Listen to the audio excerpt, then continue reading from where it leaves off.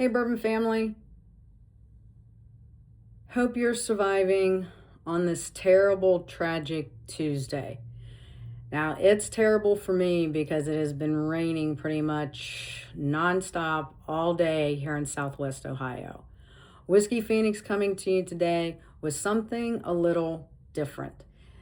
Now, I know yesterday in my video I said that I'm kind of running out of bourbon to go through, so the daily bourbon reviews, I've got to start coming up with some different material. So I thought what I would do today, because I actually got a shipment today. Now I've already cut the top of the box open because nobody wants to see me fight with it, right? But we'll do a little quick unboxing.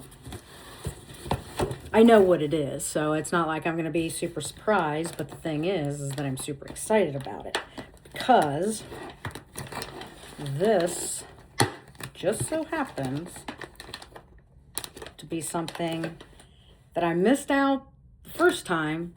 Got lucky when a bourbon friend of mine, Ajay, decided they didn't care for it as much anymore, and that was the Penelope Rio. However, this time we've got the Penelope Rio. It's Delicioso Volume 2. This is finished in honey barrels. And look at how cute this is. Got a little Pooh Bear on the back. You had me at honey. I'm really looking forward to this one. If it is as good as their normal Rio, then I'm going to be very pleased with this. So, look. We've got one more extra bottle that we can get a review on at some point. Don't think we'll be waiting too long because I'm super excited to try this one.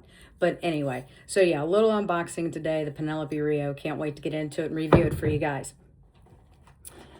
At the same time, though, I got to thinking, it's like, and I meant to get into it and do a little bit of digging after my trip down to Louisville. And that was all this, DSP-KY- number. And I know Kentucky Peerless hit on it a little bit, and when I did their tasting. And just, a lot of the places that I went to, I kept seeing it. So I decided to do a little digging because if you're a newbie like me, still new into your bourbon journey, don't know a whole lot about it, thought I'd share a little bit of insight with you. Now, you know me, I love my research. So, I've got it pulled up here because this brain is not going to be able to remember everything that I was looking at, but I was able to at least find one place where the information was fairly self-contained. So I guess from the beginning, 200 years ago, Kentucky bourbon distilleries were assigned numbered permits in order of their founding. Now, back then, the state boasted 2,000 operations, and they were assigned in order that the applications were put in. The state was broken up into districts and assigned registered distillery numbers, which that clicked in my brain. Now I know why RD1 is called RD1. It means Registered Distillery 1. And they did that during the Civil War so that, basically they could get taxed. But I guess that system was confusing and names were shared across county lines. So then fast forward to 1956, gotta love our government. Now IRS is gonna make sure that they get their cut. They set up state offices and redesignated the permits as DSP, or Distilling Plant Number. That caused the numbers to dwindle steadily over the years, especially when Prohibition shuttered some of the earliest distilleries in Kentucky. And a 2018 report cited there are 68 licensed distilling operations in the state, including craft and industrial size distilleries.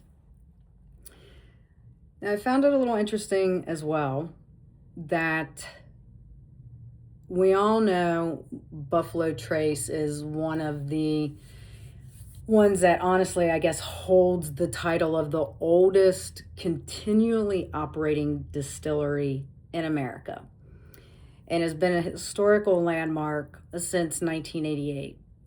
We know they're located in Frankfurt. The history, it's been operating for over 2 centuries, with the history of being renamed multiple times before becoming Buffalo Trace in 92. Despite being continuously operational for so long, they've had their temporary shutdowns due to historic flooding, which I think happened to them earlier this year or a couple years ago. So you would think, with them being one of the oldest distilleries, that they would have DSP-KY1. That's not so much the case. I looked up at a registry, and I want to say they fell at like 50 or something like that, which to me, if they're like one of the longest running distilleries to date, you'd think that they would be number one. But that's not the case, and I digress. Anyway, so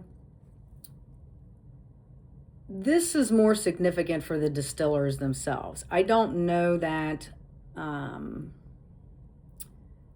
people that have been in the bourbon industry would find much value in it, because it's basically signifying the age of the distillery.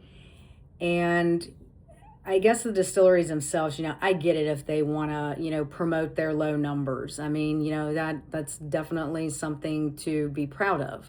As another example, Green River Distillery has a DSKY-10. And even though they faced challenges during Prohibition and the original brand ceased distribution, and then a distillery fire destroyed them in the early 1900s, it was revived back in 2020 and was rebranded back to Green River Distilling. It was founded as Green River Distillery Company by John McClough in 1885 on the site of the earlier Eagle Distillery, founded in 1880. So the company, is, again, Green River, we know, is distilling and aging whiskey in its original Owensboro, Kentucky location, and they get to proudly display their DSP-KY-10 designation. Again, DSP stands for Distilled Spirits Plant, KY stands for Kentucky, and the number assigned reflects its position in the history of Kentucky distilleries. So I found that, a little bit fascinating. Now, what I also found fascinating in my research is newer operations like Angel's Envy and Bullet. Their DSP numbers are like in the 5-figure range, which is just like, how can we be there already, especially if this DSP is just specific to Kentucky distilleries? It's like, well, are there that many distilleries in Kentucky itself? So I may have to do a little further research and see why their numbers took such a large jump. The other thing that happens is, distilleries change hands multiple times and older permits are being used by newer companies, which I also found interesting. So, for example, Old Pogue in northern Kentucky opened in 1876 and has a DSP 3. It changed hands before returning to the original family. Castle and Keys Distillery, formerly Old Taylor, has a DSP of 18.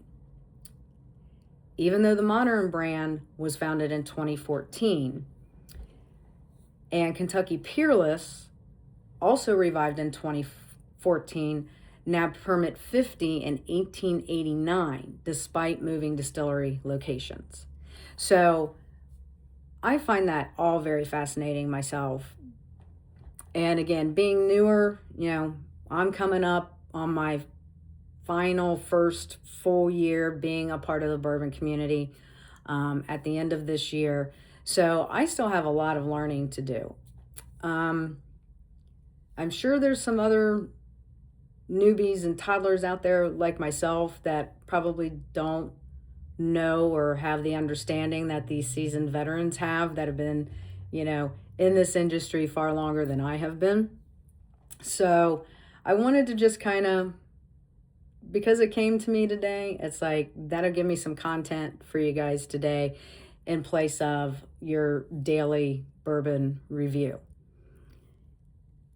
Let me know what you thought of this today. Drop it in the comments. I'm always open to constructive criticism. Don't forget in my bio all the information that you need for the Hang Light gummies. And it would be inappropriate of me not to say cheers. I also want to say a big thank you to everyone who's been following and liking my content. It means the world to me. I love you guys for that. I'm up to 450 followers, so I guess I really need to start thinking seriously what I want to do for this wonderful community that has embraced me with open arms and, are driving, my followers up. Like I said, when I get to 500, I'd like to do something really special, because you guys following me and liking my content make me feel very special, and I love you all very much for that. It means the world to me to have your support, especially being so new into this. So cheers to you all. As always, please drink responsibly, and I'll see you in the next one.